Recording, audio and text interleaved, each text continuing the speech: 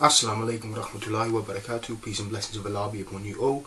I'm Tahib Abdur, rahman. I know it's been a while since I've obviously made that intro video to my page, but I've finally just had the time, with work and between work and life and everything like that to be able to make this. So yeah, I'm just going to start this off by just explaining how I came to Islam and everything else, and obviously how different people felt about it. Kind of just a bit about my life story really. Obviously when I was growing up, I was baptised or christened, I guess you could say, in Church of England. When I went to a Church of England school, and obviously then we went to church and then we prayed and everything like that, but other than that, religion really didn't have a massive impact on my life. It seems now, at least in the UK anyway, christening your children is more tradition than any form of actual religious obligation or duties. So I grew up there. I remember, obviously I've always loved learning about other cultures, other religions. In fact, I think one of the reasons why we have so many problems in the world today is because people don't like to learn about each other anymore, basically. Because I believe that ignorance leads to fear, fear leads to hatred, and hatred leads to suffering at the end of the day, basically. But anyway, like I said, we went through our religious education, and I remember when they taught us about Islam, we were younger than about 10 years old, so about maybe 9 years old, and they taught us that obviously Muslims believe in Allah and they also have Muhammad. So we're like, oh okay, Muhammad's like their Jesus, and they were like, yeah, sure. Only because obviously we were so young, we didn't really need to delve that much into it, because that would have probably just confused us at that age. So that was my first kind of experience with Islam in any sense. So around about when I was 10 years old, I moved to America and I grew up there. I lived there in Florida for about 12 years. Got exposed to obviously loads of different cultures out there, mainly Hispanic culture, because there's obviously, as if some of you may know, there's quite a lot of Hispanics living in America. Lived there for 12 years.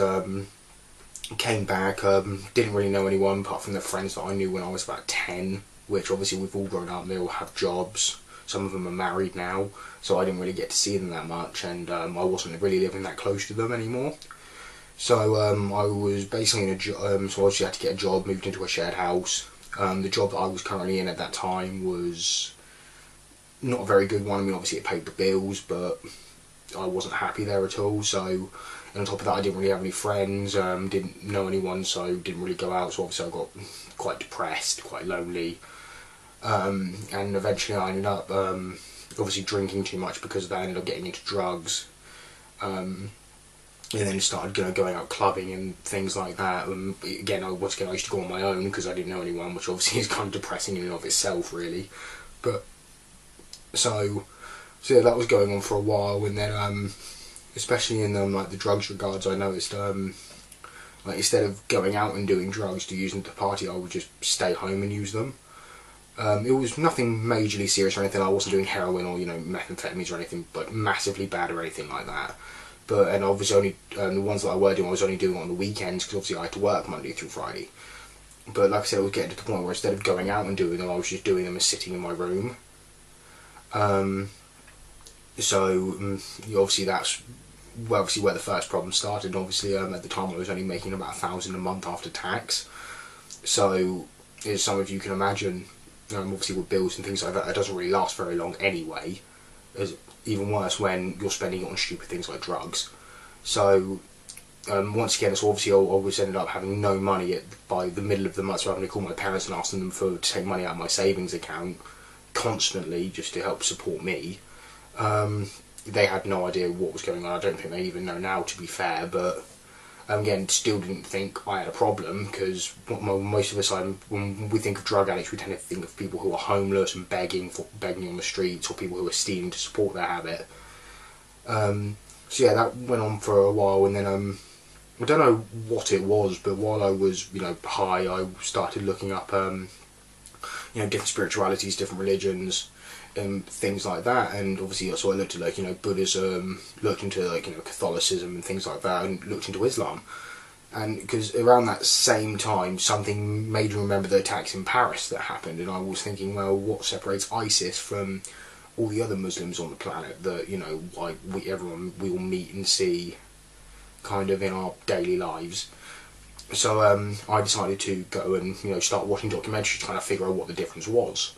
So I started watching ISIS documentaries, but I had no idea really what they were talking about in regards to, like, what's the caliphate and, things like that. So I was like, well, I don't really understand this, so I'll start watching documentaries about Islam in general and go from there. So I watched, one of the documentaries I watched was Inside Islam, which is on YouTube. Great documentary, definitely recommend it. Another one was Empire of Faith, which is once again on YouTube. Both of them are quite long. I think Empire of Faith's about 2 hours, whereas Inside Islam is about 45 minutes to an hour long. So yeah, I started watching documentaries like that, and Islam made a lot of sense to me, because, and without trying to make it sound like I'm taking a shot at Christianity here, I never really understood how, like, you had God, and then you had Jesus, who's also God, but he's the Son of God. I never understood, like, the Holy Trinity or anything like that. So when I was learning about Islam, and they said, well, we believe that Jesus, or Isa as he's called, was a prophet of God, as in a messenger, as opposed to the Son of God, I was like, well, that makes a little bit more sense. And obviously, and they also said that obviously the Muslims believe that he is the son of Mary, and Mary was a virgin. And I also know that there's a miracle mentioned in the Quran that isn't mentioned in the Bible, and I can't remember what part of the Quran this is, I'm afraid, but basically the people of Nazareth started suspecting about the Virgin Mary, to put it bluntly, on grounds of how can you be a virgin and also have a child? And God spoke to Mary and said, you don't have to say anything to them, let the baby speak for you. And then baby Jesus spoke with the voice of an adult, and that obviously convinced the people of Nazareth that she was telling the truth. And I don't know why this isn't mentioned in the Bible, because quite frankly, as far as I'm concerned, it should be. But so yeah, so I started learning about that, and Islam started to make a lot more sense. And then I started to get really happy, like a really warm, happy feeling in my heart whenever I learned something new, and my face just lit up, and I started smiling more. And I said, you know what, I think this is actually the way that I need to go. So I said, right, if I'm going to do this, I need to quit drinking, I need to quit eating pork, because if I can't do those two things, there's no point in me even trying to become a Muslim. So I quit drinking. That was pretty easy, to be fair, because I wasn't a massive drinker anyway. Also, I have a very low alcohol tolerance. Pork was harder, because obviously I grew up eating bacon sandwiches and things like that. And to be fair, it was quite hard until I found out about, the corn sausage rolls, which for any of you who don't know are vegetarian sausage rolls, and they taste exactly the same. So, quite a good thing for me. So I got in touch with the local Islamic society at my university and said, oh, I'm thinking about converting, and they put me in touch with the imam at my local mosque. So I arranged to meet him there, and I went down, and I arrived there. I think it might have been around Maghrib time, now that I think about it, because it was in about midsummer, and it was about 7 o'clock-ish. Well, maybe it was Asr, but anyway, so I see all these women leaving the mosque, and I'm thinking, well, obviously from what I know about Islam, I know you're not supposed to speak to the women, because if you're not related to them, so I was quite worried about, offending someone or anything like that, so I just stood outside smoking, and I remember I can see their families watching me, watching them, waiting for them to leave. They're probably wondering what a guy with a incredibly short hair is, well, my hair was a lot shorter than it is now, was standing outside of a mosque smoking. So anyway, they left, I went in. I remember a gentleman was coming forward. I was like, oh, hello, I'm here to speak to the imam to learn about Islam. And he didn't speak incredibly good English, but he understood me, and he goes, oh yes, very welcome, please come in. So I came in, I met the imam, and that was another thing that surprised me as well, is because when I thought of imams originally, I expected them a lot of times, like, such as in the Christian sense, where most like pastors and preachers and things like that are generally older. And it's when I met the imam and I realised he was actually quite young. I mean, he's only a few years older than I am now, and I'm 25 this year. So I believe that I was about 23 at the time. So yeah, he must have been only been about 27, which quite shocked me. And the fact that he was also English as well. So as well, yeah, he's from High Wycombe. So which also shocked me, because I say I expected him to be some 70-year-old man fresh off a plane from Pakistan who didn't speak very good English. So that was obviously quite a shock to me, and obviously because another thing I was afraid of was it's going to be one of those hate preacher mosques you hear about all the time, and obviously, for things like the media and the news, obviously they make it think like every other mosque you see is a radical mosque and things like that, which is not true whatsoever. And obviously most mosque, so when I'm looking for like board of directors and things like that, they're quite strict about things like that, and they do make sure that the people who are preaching in these mosques are preaching Islam the way it's supposed to be preached, and they're not preaching some radical hate-filled version of it that I don't know where has come from. But so I started speaking, and the first thing he said is, I want to let you know that we consider ISIS complete terrorists. We do not consider them actual Muslims whatsoever. We don't think what they're doing in the name of Islam is right, and in fact obviously 99% of the rest of the Muslim community all over the world feels the same way. Because one thing obviously I learned while doing my studies about ISIS is the fact that in a sense they're kind of like the modern day Nazi Germany, in the sense that not only do they believe that all non-Muslims should be killed, they believe that anyone who is a Muslim who doesn't agree with the exact same thing that they do should be killed. So it really makes no sense how they can claim to be true Muslims. But like I said, that's just kind of my opinion on it, really. And like I said, when I was in the mosque, I remember I sat there from about 7 o'clock in the evening till about 11 o'clock that night, just after Isha, reading the Quran and everything like that. I looked at the verses that talk about hate, like war and things like that, and to see if it really true what they say that the Quran tells people to kill non-believers and things like that, and it doesn't. It basically it says about anything in times of war, it says fight them where they have fought you, and it doesn't specifically mention who. It just says them. It doesn't say anything about the disbelievers or non-Muslims or anything like that. But right after it says the fight them where they have fought you, and it says drive them out from where they have driven you out, but don't transgress limits. And it says, don't harm the elderly, women or children, don't destroy property, don't burn down trees, and don't involve anyone who isn't involved. And the moment they surrender to you, stop fighting them. And it specifically says, do not transgress limits, for God does not like the transgressors. And to me, I think that's very important that people know, because obviously ISIS are doing all of those things. They're killing women, they're killing children. If any of you have ever seen pictures of what's coming out of Syria and Iraq, even now, thankfully, ISIS is obviously kind of done for now, alhamdulillah, but you can see that the entire country's been destroyed from this civil war that they've got involved in. So they're quite literally going against what the Quran teaches, and so I find it quite funny in a sick, twisted sense that people can read that and think that means I have to go blow myself up and kill innocent people. Because as far as I'm concerned, it almost as if you've read half of that part where it says, fight them where they have fought you, and then just completely stopped reading the rest. And I asked people that I knew that spoke Arabic, and I said, is this what it says in the Arabic version? Because obviously at the time I didn't speak Arabic, I'm only just starting learning it now. And they've all said, yes, that's pretty much what it says. It's not like it says one thing in the English version and a completely different completely different thing in the Arabic version. So obviously that's what, like I said, spent there reading the Quran for about 4 hours, and when they got up to pray, I think it was Maghrib, a guy at the back kept kind of turning around and looking at me, and then eventually he kind of beckons me over, and so I go stand next to him. He goes, you do exactly what we do. And I had no idea what they were saying. Obviously now I know there was Surah Al-Fatiha and then whatever other surah they were saying afterwards, and then obviously the bowing and going into prostration. And so my first time in a mosque was the first time I ever prayed like a Muslim, even though I had no idea what I was doing. I went back there for about every day for about 2 months, just reading the Quran for about for 4 hours, praying and things like that. And I believe after my first day actually there, now that I think about it, I met my friend Hashim, who he got to know me a little bit, and he actually gave me a lift home that day, and showed me all the other mosques around, further into the city of Southampton where I live, or near where I live. And then next time he saw me, because he lived somewhat close to me at the time, so he used to pick me up and we used to go to the mosque together. And he actually bought me, I guess, like a goodie bag full of things. I had a prayer mat in it, which I still have, prayer hats, sheets about what different things mean in Arabic, what alhamdulillah means, what mashallah means, and so on and so forth. So that was my first Muslim friend. Then I met another good friend of mine about the second day called Raheem, and he came up and spoke to me because one of the things I had a problem with was obviously my shirt coming up at the back whenever I was praying. So, and he, but what I realised was I used to take off my hoodie and just tie it around my waist and pray like that.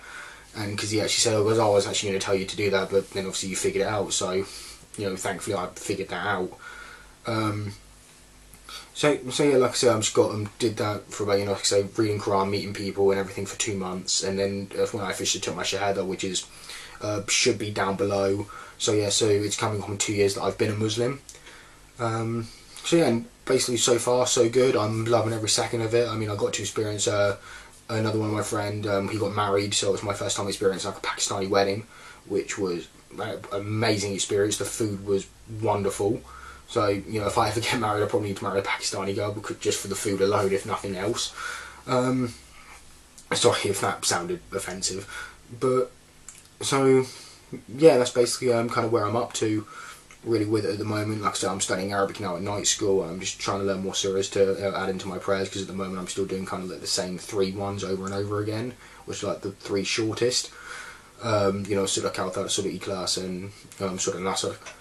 But so yes, obviously, like I said, I'm still practicing. I'm sorry about the and the ahhing. I don't know how to edit videos yet, so I'm just going to kind of leave them as is. But so yeah, eventually my parents found out, and at first I thought they already knew, because I kind of told them, and they just kind of like laughed and rolled their eyes and just forgot about it. I was like, oh, okay, that was easy. But then when they actually found out, when they kind of realised it, they weren't happy at all. No, my parents aren't racist by any means. They never have been. They've never taught me to be, or my little sister to be. But they did say that, but they are massive Trump supporters, which is ironic because they still live in America. So you guys are immigrants too. But so we talked about it and everything like that. My mum didn't want to speak to me, and everything I'm about to say, what happens next, happens in the space of about a day. So so my mum actually didn't want to speak to me and everything like that. So I started speaking to my parents. My phone was dying, so I just turned it off to charge it, and obviously kind of be alone with my thoughts for a bit, because I thought, oh, I've just basically just been disowned. So yeah, and then when I turned it on, I had a load of missed calls from my mum, so I called her back, and she was, oh, I just want to apologise, I realised I judged your friends without having met them, and that's when I told her, some of my friends are, now they're doctors, some of them are, managers at a bank, and things like that, so, they're doing quite well in life. A lot of them have uni degrees and things like that. So I said, well, whenever you guys come back, I'll introduce you to them. And so, inshallah, that will happen at some point. So yeah, my mum was saying, okay, so you don't believe in God now? I was like, well, yes, we do. And she goes, no, you don't believe in the same type of God. I was like, well, yes, we do. Allah is just the Arabic way of saying God. Because I said, there are Arabic Christians living in that area, and they say Allah for God, same as Arabic Jews do. And because my mum speaks French, and I was like, well, what's the word for God in French? And it was Dieu, I think. I don't know if that's how you pronounce it. And I said, well, yeah, so you wouldn't think French people follow a different religion because of that. And she goes, no, true. And she goes, oh, okay, but you guys don't believe in Jesus. I was like, yes, we do. You cannot be a Muslim if you don't believe in Jesus Christ. And you do not believe that he was the son of the Virgin, and obviously that he walked on water and healed the sick and cured blindness and things like that. And she goes, oh, okay. So occasionally, obviously, we'll talk about it, and she's perfectly fine. She's actually obviously told me quite recently that she's very proud of me for not drinking anymore and things like that. So which obviously is very good to hear. But going back to obviously kind of when they were angry at me, I understood why, because when I lived in America, I got in trouble with some people. I was hanging out with gangs, things like that. So my parents thought I'd quite literally gone from one extreme to another. So, and you got to think, when they're like, when they're Trump supporters, they read the Daily Mail quite a lot, and things like that. So you can understand why they thought the way that they did. But alhamdulillah, now they completely see different. And to me, which obviously I'm very happy about, because obviously at some point I would like to get married and have children, and I would want them as the grandparents to be in their daughter-in-laws and their grandchildren's lives because of that. So yeah, so obviously now, alhamdulillah, there doesn't seem to be any problems. They'll occasionally still ask me things. The most recent question was about blood transfusions, because I remember it was after the Orlando shooting in at the nightclub, rest in peace to all the victims. And obviously it was right after Ramadan, or during Ramadan, I can't really remember which it was, but loads of Muslims came out and were giving blood transfusions, which I don't know a lot about, bodily health or anything like that, but obviously I can imagine that can be quite dangerous if you haven't eaten or drank anything all day. Obviously, if any of you watching this happen to ever be, doctors, or know kind of why this is dangerous exactly, please by all means comment and let me know why. But and then my mum said, oh, are you allowed to have blood transfusions? I was like, yes, because as far as my Islamic knowledge takes me, when it comes to saving a life, all forms of religious rules kind of go out the window. Another story I heard in regards to that is, for example, there was some think there was some Pakistani soldiers who were stranded in kind of a desert region where there was no food or water for them to drink at all, and they were going to die, and the only thing around them was like wild pig, and which they had to eventually eat, obviously, because that was the only thing they could eat. And InshaAllah, God forgave them because that was the only thing they could eat, so they had to go for it. So, same concept, but I did find out that obviously Muslims and apparently Jews aren't allowed to have autopsies because the body's not allowed to be cut open. But apparently in London there's a Muslim and a Jewish community that kind of live side by side, and they've both bought like an MRI scanner machine, so when one of them does pass, they're able to scan it in kind of in lieu of doing an autopsy that involves cutting open the body. Which, alhamdulillah, I think that's quite a good thing, so that way they can still do whatever tests they need to do medically to find out, why a person died or anything like that, while at the same time keeping in touch with, honouring that person's religious beliefs, which I think is quite nice. And the fact that obviously, communities, interfaith communities working together, obviously that can never be a bad thing. Which obviously goes back to what I said at the very beginning of this video, where, I don't think people, try and learn about each other as much. So, obviously things like that are a great way of obviously, integrating and, things like that with each other. Kind of got sidetracked there, but yeah, going back to like blood transfusions and things, kind of like, be all end all is, when it comes to saving a life, all rules are kind of out the window at that point. So yeah, that's kind of where I am with my parents and everything so far. Obviously now I'm obviously trying to get married because, I'm getting, like I say, I'm turning 25 soon, so at that age where I probably need to start thinking about settling down. Yeah, in regards to like obviously how my friends kind of thought about me becoming Muslim, they basically just kind of laughed and shrugged it off. And obviously I get a lot of banter a lot of times, like, oh, if you get fired, are you going to come back and blow the place up and things like that, and just like stupid jokes. But no, but it hasn't caused any form of rift between me and my friends. And the way I see it is, if it had, then that means they weren't true friends to begin with. So yeah, it's kind of the way I look at it, really. But yeah, so far that's really, I think, about everything I kind of have to say. Again, if I can think of another idea for another video, I'll by all means, like I say, I'll post it. I might start doing, like I said in my intro video, maybe giving my opinions and my own thoughts on certain things. Obviously I won't do what a lot of other Muslim YouTubers do, where they start quoting the Quran and things like that in seemingly flawless Arabic, only because I don't know them. So if I do use a Quranic reference or anything like that, I will do it in English. But that's me. That's Tahib signing off. Thank you.